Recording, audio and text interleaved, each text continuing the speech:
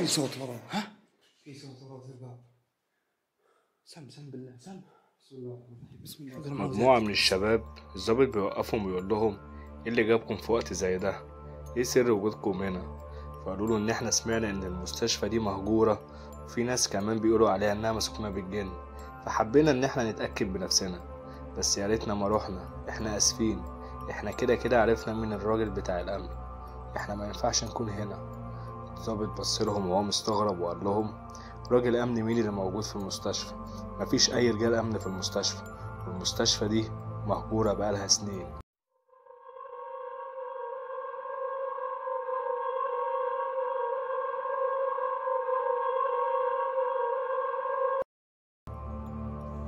مستشفى عرقة في السعودية، اكيد انت سمعت قصص وحكايات عنها ان هي مسكونة بالجن ومفيش حد بيدخلها، والناس اللي قالت ان هي بتسمع صوت صريخ طالع من المستشفى مع ان مفيهاش حد.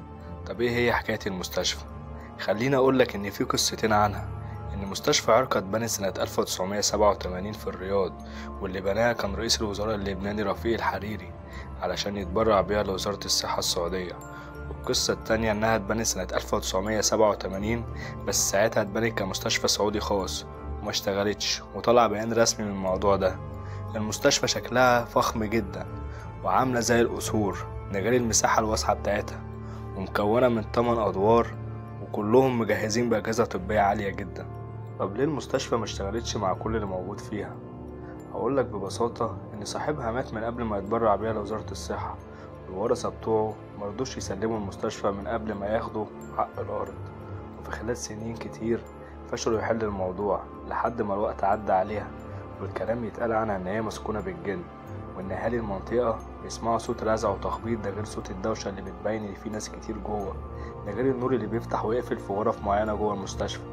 الناس قالت إن ممكن يكون في حرامية جوه، وإنهم يكلموا الشرطة، والشرطة كل لما تيجي ما يلاقوش أي حاجة. ده الناس اللي كانت بتسمع صوت أذان في الجامع بتاع المستشفى، وتحديدا في رمضان صوت الأذان بيبقى غريب ومش مريح. وفي واحد حب اللي هو يشوف مين اللي بيأذن، بس تطلع إن المفاجأة إن مفيش حد جوه الجامع زي ما هوريكم في الفيديو.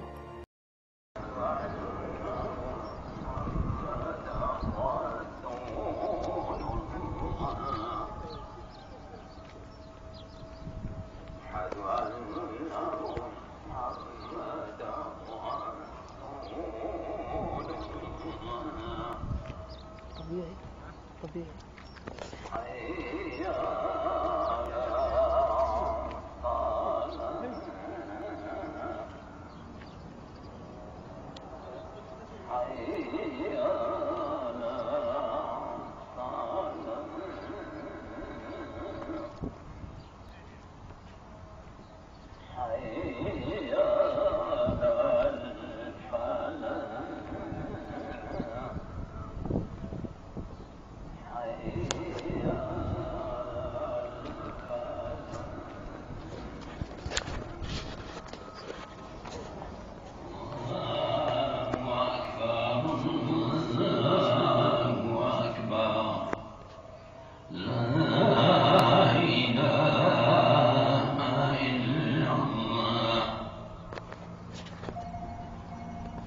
القصة المعروفة عن الشباب اللي دخلوا المستشفى إن في 5 شباب كانوا بيلفوا بالعربية وزهقانين، وهما ماشيين جنب المستشفى واحد اقترح عليهم إن هما يخشوا مستشفى عرقة.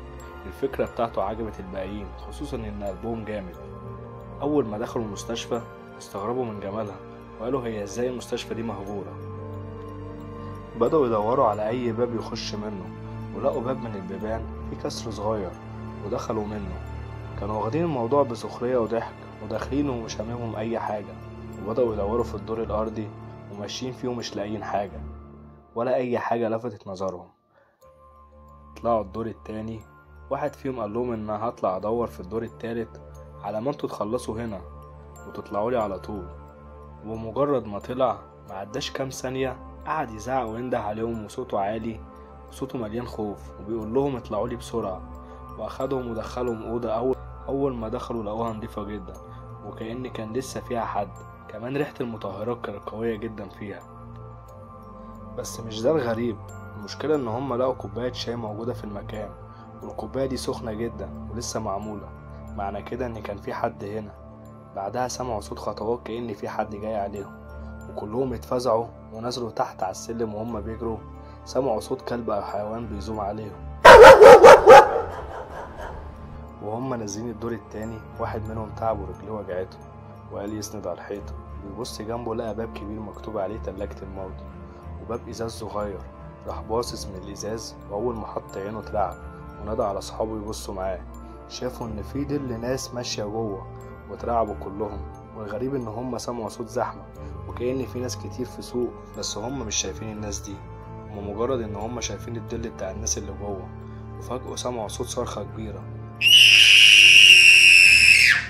فضلوا يدوروا على مصدر الصرخة دي جاية منين، ولكن مش لاقيين حاجة. والطرقة اللي كانوا واقفين فيها فجأة شافوا جسم كبير بيجري عليهم منها. طبعا الشباب أول ما شافوا المنظر جريوا بأقصى سرعة، ولكن اللي رجليه وجعاه ما قدرش يجري ووقع وفضل يصرخ ويزعق، وكأن في حد ماسك رجليه وبيشدها لورا. الشباب أول ما شافوه واقع جروا عليه يسحبوه، وفي قوة من الناحية التانية في الضلمة بتشده، ولكن مش شايفين مين اللي بيشده. وبالفعل قدروا يسحبوه وياخدوه معاهم ويجروا.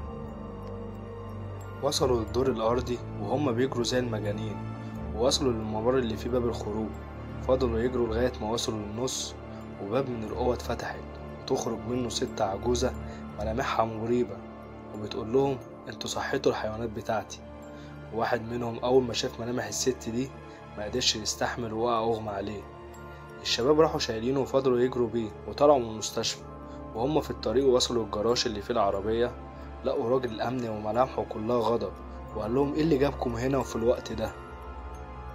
الشباب أول ما شافت راجل الأمن اطمنوا في ساعتها وقالوا له احنا سمعنا المستشفى دي مسكونة وإن فيها جن، واحنا جينا عشان نستكشفها ونتأكد بنفسنا. هو قال لهم طب امشوا من هنا، وملامحه كلها غضب. ولما شافوه كده خافوا على طول يبلغ الشرطة. وهما ماشيين في الطريق العمومي بتاع المستشفى قابلوا كمين. الظابط قال لهم ايه اللي انتوا جابكوا هنا وبتعملوا ايه في وقت زي ده؟ حكوا على الحكاية كلها وندموا على اللي عملوه. وبتاع الأمن اللي كان هناك قال لهم ما ينفعش يكونوا هنا. الظابط أول ما سمع كلمة رجل الأمن بصلهم باستغراب وقال لهم مفيش أي أمن في المستشفى، مفيش أي حد متعين هناك أصلا. هم قالوا له ازاي؟ ده كان لابس لبس الأمن. قال لهم إن المستشفى دي مهجورة أكتر من 20 سنة ومفيش أي حد متعين فيها. بصوا لبعضهم برعب وقالوا ازاي؟ ده كان في كوباية شاي سخنة وإن في ناس موجودة هناك.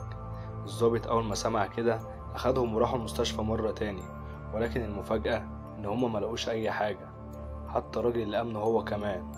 والقصة دي انتشرت في السعودية كلها. وبعدها في مجموعة شباب في سنة 2012 دخلوها وولعوا نار فيها وخربوا فيها وحولوها لخرابة. الفيديو ده انتشر على النت، وبعدها السلطات السعودية قفلت المكان من كل ناحية. بس كده، قولنا ايه رأيك في الفيديو في الكومنتات، ولو انت أول مرة تتفرج ياريت تشترك علشان يجيلك كل جديد. يلا سلام.